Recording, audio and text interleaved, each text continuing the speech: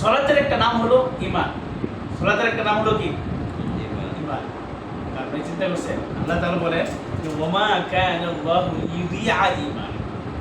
আল্লাহ তাআলা চান না তোমাদের ঈমানকে বিনষ্ট করতে। তোমাদের ঈমানকে কি বিনষ্ট করতে? এখানে ঈমানের অর্থ হলো সালাত। তোমাদের সালাতকে, তার মানে ঈমান মানে আপনার সালাতে মানে কি নাই? ঈমান নাই। এটা গেলে এটি তো বোঝা গেল নাকি? হ্যাঁ, তোমাদের ঈমানকে বিনষ্ট করতে চান না, তোমাদের সালাতকে বিনষ্ট করতে চান। এখানে সালাতের ঈমানের অর্থ হলো কি? সালাত। সালাতই এটার ব্যাখ্যা করেছেন এটা। তাহলে এটা ছাড়া দেখেন আল্লাহ রাসূল সাল্লাল্লাহু আলাইহি ওয়াসাল্লামের যুগে যে সাহাবা এবং কাফের তাদের মধ্যে পার্থক্য ছিল কি?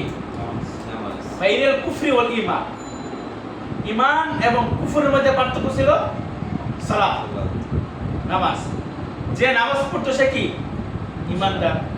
যে নামাজ পড়তো না সে কি? কাফের। সে কাফের।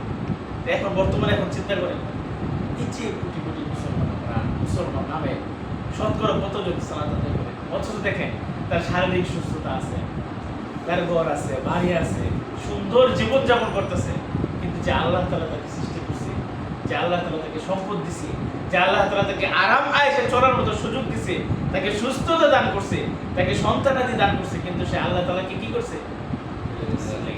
আল্লাহ তাআলার ইবাদত কি? এই সম্পদ, এই দুনিয়াবি আপনার লোভ লালসা, সৌন্দর্য, ঐশ্বর্য কোন কাজে আসবে?